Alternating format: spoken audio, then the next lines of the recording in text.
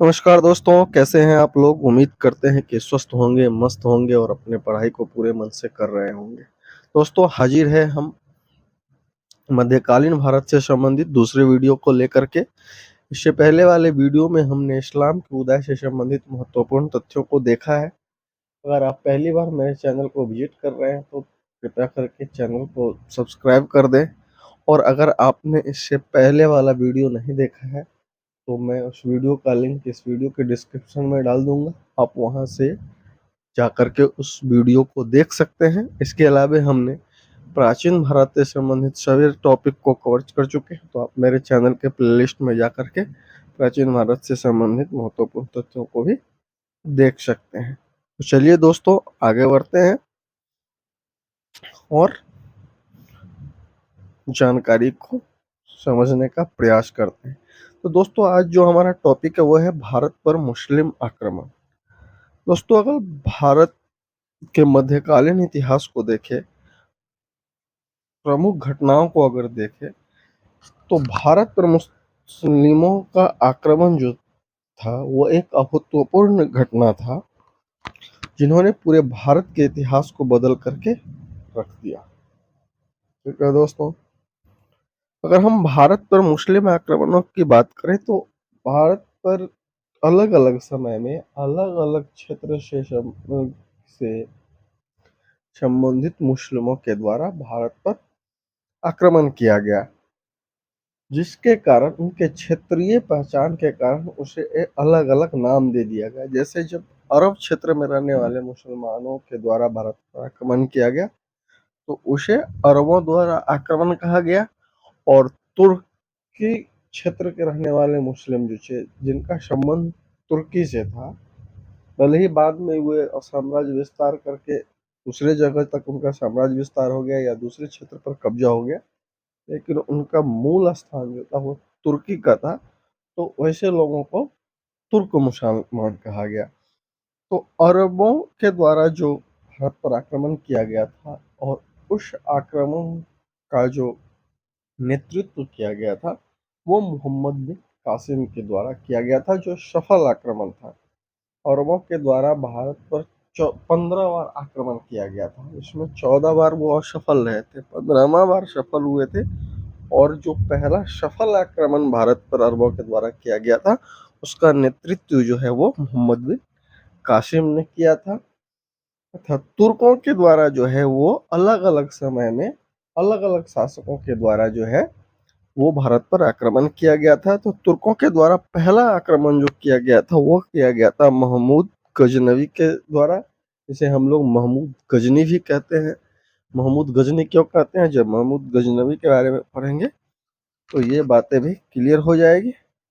और दूसरा जो तुर्क मुसलमानों के द्वारा भारत पर आक्रमण किया गया था, उस आक्रमण का नेतृत्व जो है वो मोहम्मद गौरी के द्वारा किया गया था। तो दोस्तों, हम आज का जो हमारा ये वीडियो है इसमें हम लोग अरबों के द्वारा भारत पर किए गए आक्रमणों के बारे में पढ़ेंगे, उसके महत्वपूर्ण तथ्यों को देखेंगे, और इससे संबंधित हमारा एक और वीडियो आएगा।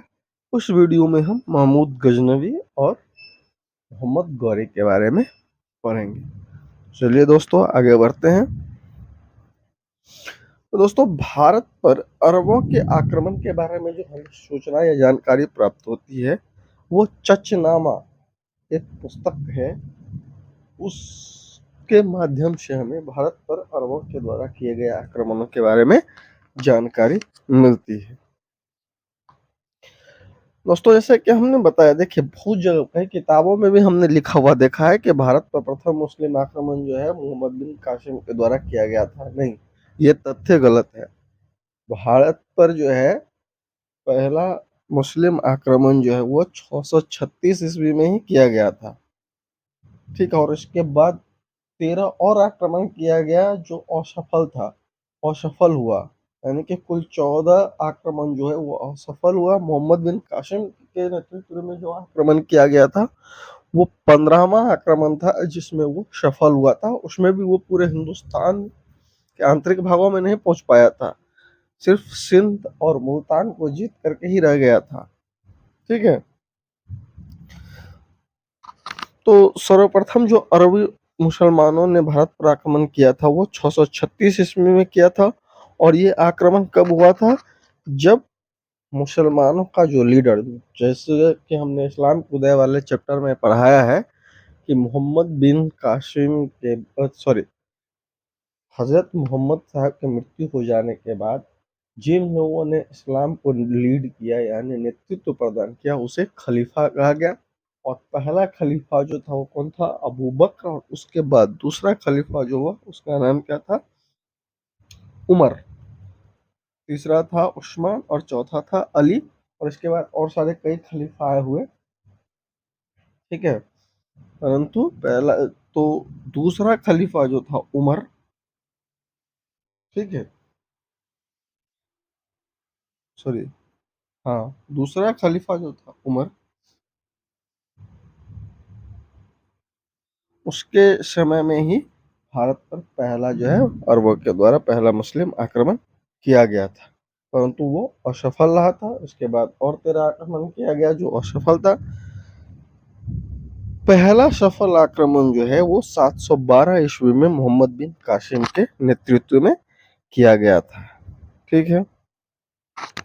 अगर हम अरबों के द्वारा भारत पर आक्रमण करने के उद्देश्य के बारे में देखें तो अरबों का भारत पर आक्रमण करने का मुख्य उद्देश्य था यहाँ से धन दौलत को लूटना और इस्लाम का प्रचार प्रसार करना।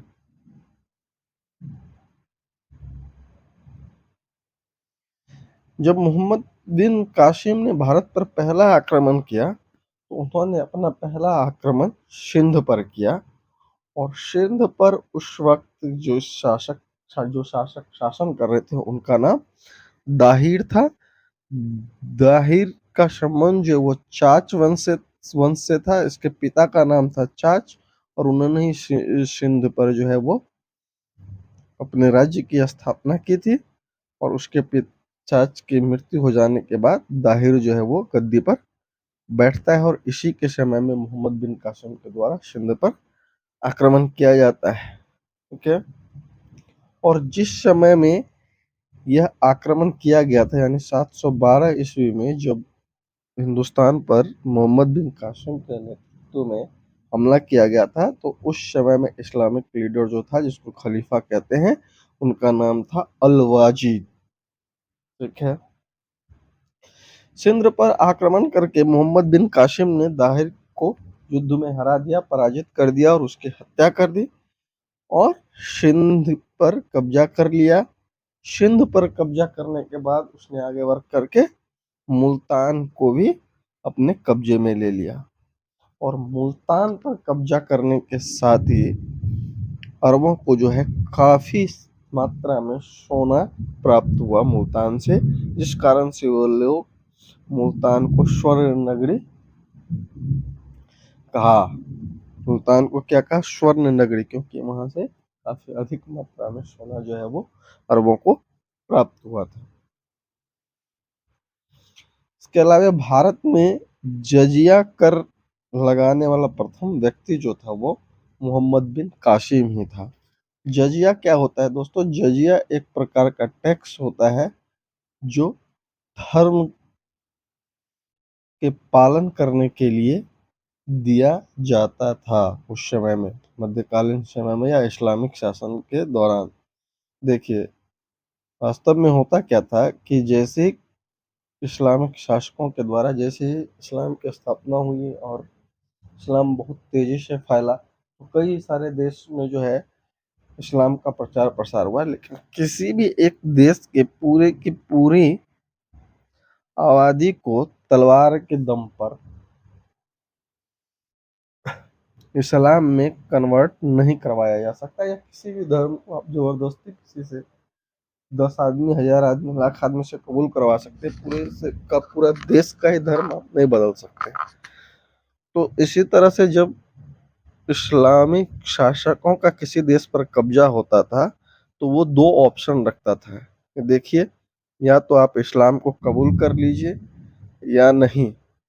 तो आप, ठीक है, आप जिस धर्म को मानते हैं आप मानिए, लेकिन इसके बदले में आपको शासकों को टैक्स देना होगा, क्योंकि इस देश का शासक जो है वो अब क्या है, इस्लामिक शासक है। और एक इस्लामिक शासक के अंतर्गत अगर आप गैर इस्लाम धर्म को मानते हैं तो आपको टैक्स देना होगा, जिसे जजिया कहा गया। ठीक है। इस्लाम धर्म के मानने वालों से भी धार्मिक कर लिया जाता था, जिसको जकात कहा जाता था। ठीक है। जो क्या होता था, कुल आय का 1/10 भाग। तो सबसे पहले भारत में जजिया कर की शुरुआत जो है वो मोहम्मद बिन कासिम के द्वारा ही किया गया था। परंतु इसमें से कुछ वर्गों को जो है बाहर रखा गया था, जैसे ब्राह्मणों को जजिया कर नहीं देना होता था। इसके अलावा पागल अगर कोई व्यक्ति विक्षिप्त है तो उसे भी जजिया कर से बाहर रखा गया था। आगे चल के फिरोज शाह तुगलक जो है वो ब्राह्मणों पे भी जो है जजिया कर लगा देता है। इसको हम लोग आगे जब दिल्ली सल्तनत पढ़ेंगे तो उसके अंतर्गत पढ़ेंगे। इसीलिए कहते हैं कि आप लोग जल्दी जल्दी चैनल को सब्सक्राइब कर लीजिए, ताकि हम भी जल्दी जल्दी आप लोगों को पढ़ा दें। दोस्तों 715 ईस्वी में क्या होता है कि खलीफा की मृत्यु हो जाती है, जिस खलीफा के आदेश से मोहम्मद बिन कासिम ने जो है वो भारत पर आक्रमण किया था। इस वजह से क्या होता है, मोहम्मद बिन कासिम कासिम जो है वो वापस अपने देश चला जाता है, क्योंकि ऐसे खलीफा की मृत्यु तो फिर नया खलीफा आता है। और जैसे ही नया खलीफा आता है तो क्या होता है, जब सरकारें चेंज होती है तो उसके सिपा सालार की भी अदली बदली देखते हैं। जैसे किसी राज्य के या देश का सरकार बदलता है तो सबसे पहले क्या होता है, ट्रांसफर पोस्टिंग होता है।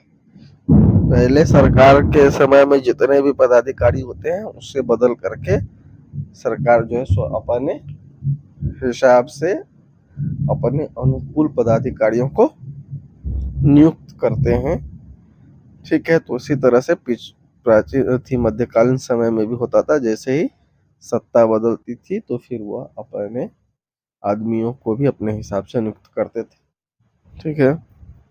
दोस्तों भारत पर जब अरबों के द्वारा आक्रमण हुआ तो दो विद्वान भी जो है वो आक्रमणकारियों के साथ भारत आया था, जिनका नाम था सुलेमान और अल मसूदी। देखिए दोस्तों होता क्या था, कभी के समय में फाइटर जेट से, हेलीकॉप्टर से, वायुयान से युद्ध तो होता नहीं था। पैदल सेनाएं होती थी, घुड़सवार होता था। तो अगर किसी देश का अभियान किया जाता था तो बहुत समय लगता था, 6-6 महीने, साल साल भर, 2-2 साल। तो इस वजह से जब कोई शासक किसी अभियान के लिए निकलता था तो अपने साथ मनोरंजन के सारे सुख सुविधा लेके चलता था, कि इतने दिन अगर हमें रास्ते में गुजारना है तो मनोरंजन का साधन होना चाहिए। साथ में युद्ध के विवरण, मान लीजिए अगर कोई शासक जीतता था तो वो अपना अपने बारे में इतिहासकारों से लिखवाता भी था अपनी कीर्ति को। अगर मान लीजिए उस समय पर किताबें नहीं होती, बहुत सारी जानकारी हमें लोगों को नहीं मिलती, तो इसीलिए भी वे लोग अपने साथ विद्वानों को लेकर चलते थे।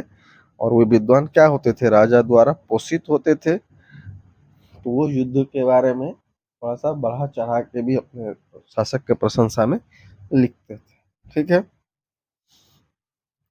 अपने प्रारंभिक विजयों के बावजूद भी अरब सिंध एवं मुल्तान से आगे नहीं बढ़ सके।